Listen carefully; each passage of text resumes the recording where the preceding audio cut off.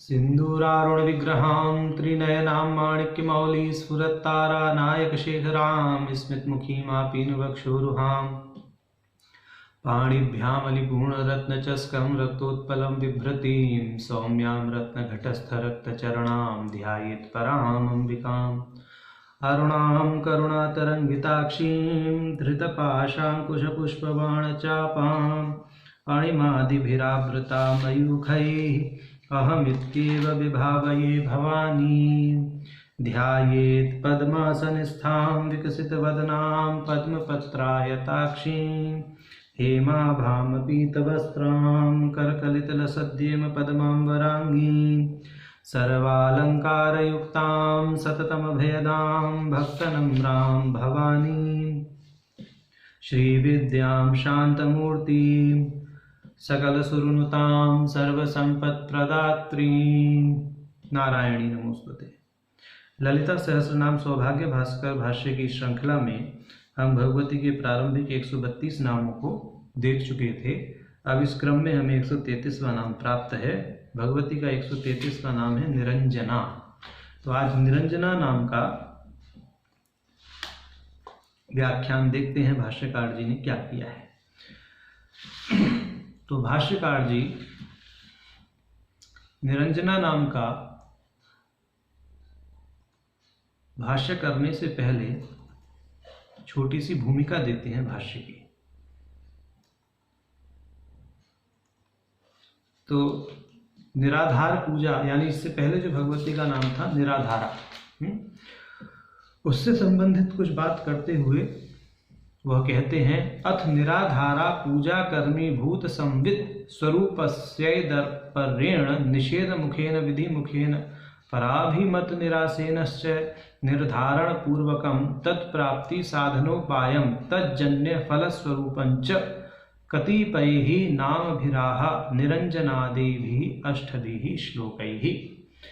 कि निराधारा पूजा जो बताई, माने संवित पर जो ध्यान केंद्रित किया जाता है, जैसे सूत संहिता में बताया था पिछले व्याख्यान में, उसके आधार पर कह रहे हैं कि निराधार पूजा का उद्देश्य होता है शुद्ध संवित स्वरूप का निर्धारण, जिसके माध्यम से हो जाए उस पूजा को निराधारा पूजा कहते हैं। और निराधारा पूजा का उद्देश्य होता है शुद्ध संवित में अपने स्वात्म को स्थापित कर लेना।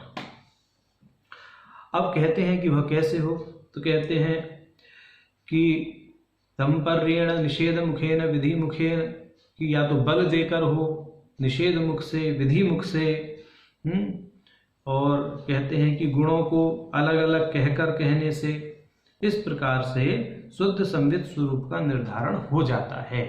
अब इसी क्रम में वह आगे माने निरंजना आदि जो नाम हैं, आगे के 8 श्लोकों में जो नाम आएंगे, कहते हैं कि वह निराधार पूजा के उद्देश्य की प्राप्ति की दृष्टि से कहे जा रहे हैं। अब यहाँ भाष्यकार 3 प्रकार के पशुओं के विषय में बताते हैं। पहले कहते हैं संति ही त्रिविधाः पशवः, माने जो उद्धार होना है वो तो पशु का ही होना है ना। भगवती के नाम का पारायण करके, श्री चक्र का सहस्रार्चन करके जो उद्धार होता है वो तो पशु का ही होता है। अब पशु 3 प्रकार के हैं। पशु माने जीव, तंत्र में जीव को ही पशु भी कहा जाता है। तो संति ही त्रिविधाः पशवः, जो पशु हैं वो 3 प्रकार के हैं। कौन कौन से हैं उनके विषय में अब वह कह रहे हैं। तत्र अनात्मनि आत्मता ज्ञान स्वरूप आणव मल मात्रेण युक्तो विज्ञान केवलः, यानी पहला जो पशु है वह विज्ञान केवल कहलाता है, जिसमें मात्र आणव मल होता है। आणव मल का अर्थ क्या है? जो अनात्मा में आत्मा इस प्रकार का भान कराता है, ऐसा मल आणव मल कहलाता है।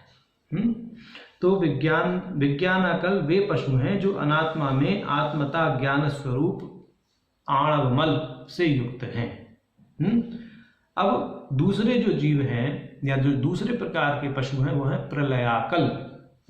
प्रलयाकल के विषय में कहते हैं यहाँ भाष्यकार, देहारंभका दृष्टात्मक कार्मण मलवान प्रलयाकलः, यानी प्रलयाकल वो पशु हैं जिनमें कार्म मल से युक्त होने के कारण देहाभिमान होता है और उन्हें नए नए प्रकार के शरीर प्राप्त होते रहते हैं। ठीक।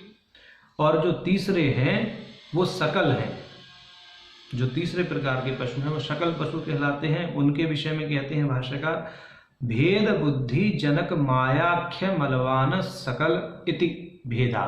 इस प्रकार से तीन भेद उन्होंने बता दिए। तो सकल पशु वे हुए जो जिनमें भेद बुद्धि को देने वाला माय मल होता है। अब यहाँ पर एक विशेष बात यह है, यह शाक्य दर्शन के अनुसार विज्ञानाकल, प्रलयाकल और सकल पशुओं का वर्गीकरण यहाँ भाष्यकार ने बताया है। शैव दर्शन की दृष्टि से एक छोटा सा भेद यहाँ पर है जिसको हम यहाँ पर उद्भासित करना चाहते हैं। वह भेद ये है, विज्ञानाकल पशु तो नित्य ही आणव मल से युक्त होते हैं, चाहे वह शाक्य दृष्टि से कहें चाहे शैव दृष्टि से कहें। जो प्रलयाकल पशु हैं यानी प्रलयाकल जीव हैं, वह शैव दृष्टि से यानी शैव दर्शन की दृष्टि से, चाहे वह द्वैतवादी हो चाहे द्वैतवादी शैव दर्शन हो चाहे द्वैतवादी शैव दर्शन हो, उन सभी प्रकार के शैव दर्शनों की दृष्टि से जो प्रलयाकल पशु हैं उनमें आणव मल के साथ माय्य मल होता है, जबकि शाक्त दर्शन में या शाक्त दृष्टिकोण से जो प्रलयाकल होते हैं वह आणव मल के साथ में कार्म मलधारी होते हैं। ठीक। और जो सकल पशु हैं उनमें शैव दर्शन की दृष्टि से आणव और माय्य मल के साथ में कार्म मल होता है, जबकि शाक्त दर्शन की दृष्टि से आणव और कार्म मल के साथ माय्य मल होता है। इस तरह से माने माय्य और कार्म मल का पूर्वापर भेद सा यहाँ शाक्त और शैव दर्शन में दिखाई देता है। तो जो शैव दर्शन को लोग जानते हैं या शाक्त दर्शन में जो मल विभाग आदि को जानते हैं वह लोग इसको अच्छी भांति समझ सकते हैं, भली भांति समझ सकते हैं। तो इस प्रकार से यहाँ पर तीन प्रकार के पशुओं को बता दिया, विज्ञानाकल, प्रलयाकल और सकल। तो सकल वो पशु हैं जिनमें तीनों प्रकार के मल हैं, माने आणव मल भी है, माय्य मल भी है और कार्म मल भी है। शाक्त दृष्टि से देखें तो क्रम से शाक्त दृष्टि के क्रम से देखें तो उनमें आणव मल भी है, कार्म मल भी है और माय्य मल भी है। ठीक। और प्रलयाकल वो हैं जिनमें आणव मल के साथ में कार्म मल है और विज्ञानाकल में मात्र आणव मल होता है। और इन मलों का स्वरूप क्या है? जो आणव मल होता है वो अनात्मा में आत्माभिमान करवाता है। जो कार्म मल होता है उसके कारण भिन्न भिन्न प्रकार के शरीरों की प्राप्ति होती है, संस्कार जुड़े रहते हैं जीव के साथ में। और जो माय्य मल है वो भेद बुद्धि का जनक है, माने सर्वत्र भेद ही भेद दिखाता है, वह अद्वैत भाव को स्थापित नहीं होने देता। तो इस प्रकार से यहाँ तीन मलों का विभाग बताते हुए भाष्यकार ने विज्ञानाकल, प्रलयाकल और सकल इन तीन प्रकार के पशुओं को बताया है।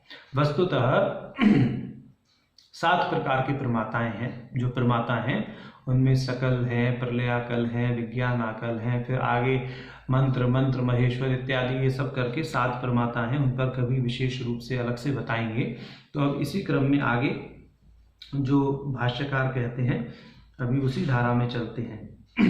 अब आगे कहते हैं भाष्यकार, एषु उत्तरोत्तरो मलः पूर्व व्याप्य इत्यादि निरूपितम सेतु बंधे अस्माभिः। जो भाष्यकार ने सेतु बंध नामक ग्रंथ लिखा, सेतु बंध वस्तुतः जो है वो नित्य षोडशकारणव तंत्र की टीका है। नित्य षोडशकारणव तंत्र जो है वो वामकेशरी तंत्र के अंतर्गत है और नित्य षोडशिका तंत्र के जो अंतिम 3 पटल हैं वह योगिनी हृदय कहलाते हैं।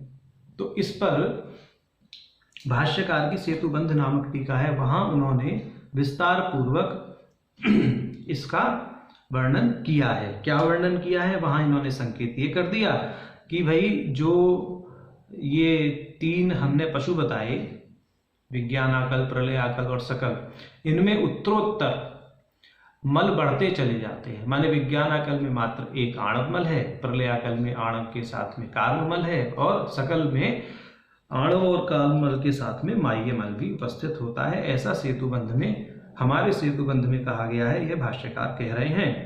आपको विस्तार पूर्वक पढ़ना है तो सेतुबंध का अध्ययन करिए, ऐसा संकेत करके भाष्यकार यहाँ छोड़ रहे हैं। अब आगे भाष्यकार कहते हैं तत्र सकल पशु निरासायाः। अब ये कह रहे हैं कि जो सकल पशु हैं, उन सकल पशुओं से ऊपर उठ करके बात करते हैं। माने भाई सकल पशु तो, अच्छा एक चीज और इस विषय में बताते हैं कि सेतुबंध में जो कहा गया है उसका यहाँ एक बार उल्लेख कर दें कि जो सकल पशु हैं वो मूलाधार से आज्ञा चक्र तक देवी का ध्यान करते हैं। यानी मूलाधार से आज्ञा चक्र तक देवी का, यानी कुंडलिनी का ध्यान करते हैं। जो प्रलयाकल हैं वो आज्ञा चक्र से उन्मनी तक देवी का ध्यान करते हैं। और जो निष्कल यानी विज्ञानाकल हैं वो महाबिंदु में देवी का ध्यान करते हैं। तो इस प्रकार से अब समझ में आएगा।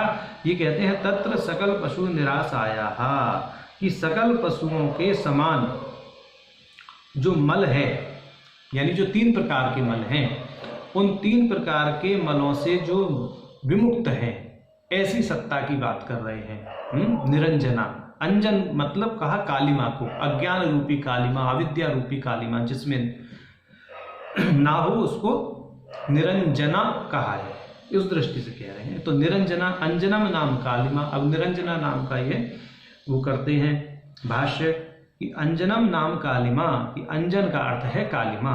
माया संग इति यावत, कि माया तत्व के साथ संस्पृष्ट होने के कारण क्या है वो, तमो रूपत्वेन आवरण धर्मेण सादृश्यात्। तो ये जो कालिमा है, माया के साथ इसका संग होने के कारण यह तमो रूपी है, और तमो रूपी होने के नाते आवरण धर्म इसका है, माने आवरक है, ये आवरण करती है।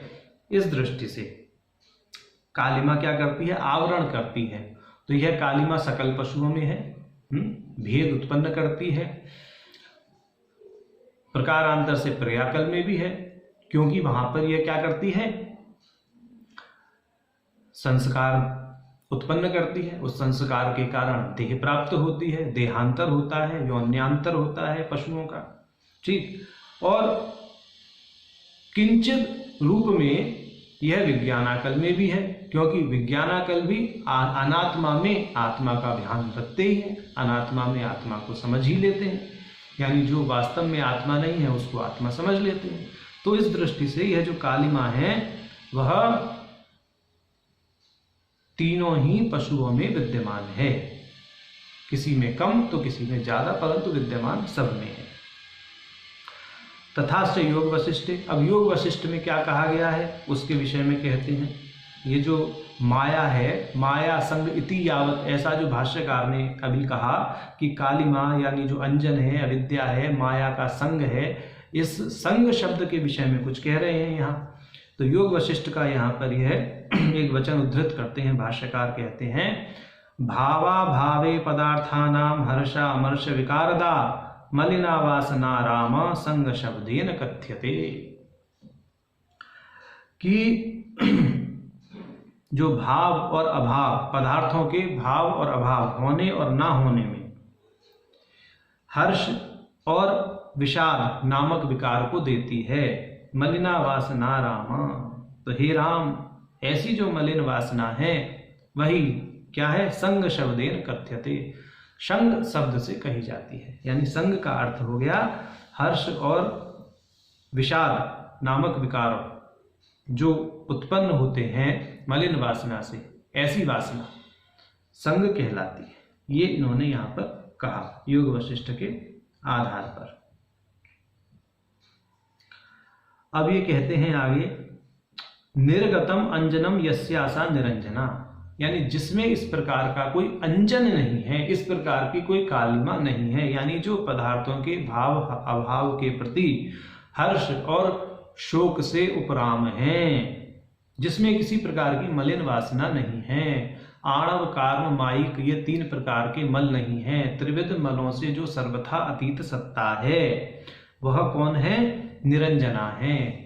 माने उसके अंदर अविद्या जैसी कोई चीज नहीं है, अज्ञान जैसी कोई चीज नहीं है, संकुचित ज्ञान जैसी कोई चीज नहीं है। तंत्र में अज्ञान के स्थान पर संकुचित ज्ञान ऐसा प्रयोग मिलता है, यह भी है। अब आगे श्वेताश्वेतर उपनिषद की श्रुति देते हैं। निष्कलम निष्क्रियम शांतम निर्वध्यम निरंजनम, कि भगवान के लिए, ब्रह्म के लिए इस प्रकार से कहा गया है। निर्वध्यम निरंजनम इति श्रुते है, ऐसी श्रुति भी है। अब वहां पर जो निरंजनम पद है किस दृष्टि से कहा गया है? भाष्यकार अपने दृष्टिकोण से अब उसका व्याख्यान करते हुए कहते हैं अविद्या संपर्क अभाववती इत्यर्थः, कि माने निरंजना का अर्थ है अविद्या के संपर्क का अभाव जिसमें है, ऐसा समझना चाहिए। मिथ्या रूपाया अविद्यायाः स्वाधिष्ठाने अभावात्, चूंकि अविद्या जो है वह मिथ्या रूपा है, जो मिथ्या होता है वो वास्तव में नहीं होता है। तो जब होता ही नहीं है तो माने उसका अपने अधिष्ठान में तो अभाव ही माना जाएगा। स्वाधिष्ठाने अभावात्, स्वाधिष्ठाने अभावात् का अर्थ ये नहीं है स्वाधिष्ठान चक्र में अभाव है। स्वाधिष्ठाने माने अपने अधिष्ठान में उसका अभाव। वास्तव में जो भगवती हैं संवित स्वरूपा, चित स्वरूपा, साक्षात चिति भगवती, उनमें अविद्या का लेश मात्र भी नहीं है, परंतु वह अपने स्वातंत्र शक्ति से, अपने स्वातंत्र के बल पर अविद्या के रूप में परिणत हो सकती हैं, परंतु अविद्या से ग्रसित नहीं हो सकती, ऐसा समझना चाहिए। प्रतिपन्नुपाधौ त्रयकालिक निषेध प्रतियोगित्वस्यैव मिथ्यात्वात् यद्वा। अच्छा, अब दूसरा अर्थ करेंगे वो कि जो तीनों कालों में मिथ्या सिद्ध हो वह होता ही नहीं है। अविद्या की स्थिति ऐसी ही है, ये हमने कह दिया। अब आगे कहते हैं यद्वा नितराम रंजनम रागो रक्तिमा संतोषणम वा यस्याम। नी मतलब यहाँ पर नी जो उपसर्ग है उसका अर्थ इन्होंने कहा नितराम माने अधिक। रंजनम रागो रक्तिमा संतोषणम, और रंजन का अर्थ इन्होंने कहा संतोष, यानी जो अत्याधिक संतोषवती हैं, संतोष से संपन्न हैं, जो साक्षात संतोष की मूर्ति हैं। रंजन का अर्थ संतोष करते हुए, और नी उपसर्ग का अर्थ इन्होंने आधिक्य के, बाहुल्य के अर्थ में लेकर के कहा कि जिनमें संतोष का बाहुल्य है, ऐसी भगवती को निरंजना कहा गया है। तो यह भगवती के 133वें नाम का भाष्य पूर्ण हुआ। हरि ओम नारायण।